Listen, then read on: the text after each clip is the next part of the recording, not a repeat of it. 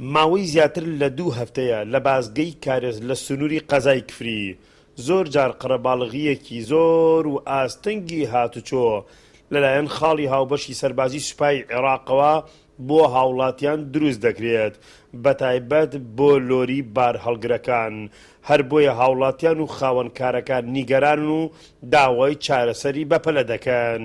ئەم شارە بەس ئەم ڕێگایتایە لە ساڵی 91 تا ئەم دقیقە ڕێگای لەمان نەبەستووە. ئەم جێشە هات بەلە 2 هەفتە بەلە مانگی هاتن لەگەڵ پێشمەرگە و شورتە و ئاسایش ئەلەیرا و دەکاکە با ئەمە هەر دێن بۆ لای ئەم ڕێگا بارێزن. ئیسا هاتە ڕێگای لە کفری کردو و ئەڵێ نایەن بڕۆن بە هیچ شێوەیە کفری کرێ لادێ لەم ڕئیسە پێماوە بە ئەمریەوە بکە ئەوەی مەمنوعە ئەوەی نایاساییە بانەڕوە ئەوەی یاسایشە و هیچ کێشەیەکی نییە با بڕوە هەتا نایەن سیارە بە بەتاڵیا شۆ بکە.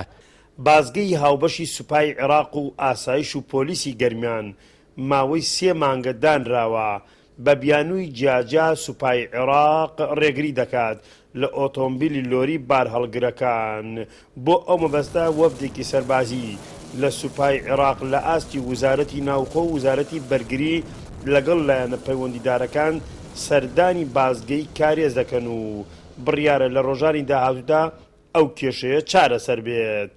پرسگاکەی بە یەکجاری داخستووە کفری کردووەتە لادەیەک هەموو کاسبکار دانیشتووە لە ماڵە چاوەڕێ ئەم پرزگەیە ئەگەر قانونیە سیارەی بەتاڵ بۆ نایە لێ ڕەت بێ ئەگەر یەک کەسێکیش نییە بێت لێمان داوای لێ بکەین پێیان بڵێ ئەڕۆین بە لای هەرکێڵێ لە سەری خۆمانە ڕۆین بۆ سەری خۆیان ئەڵێ لای ئێمەنێ نازانین لای کێ و چۆن حلە بێ و کەسێک بێت بە هانامانەوە.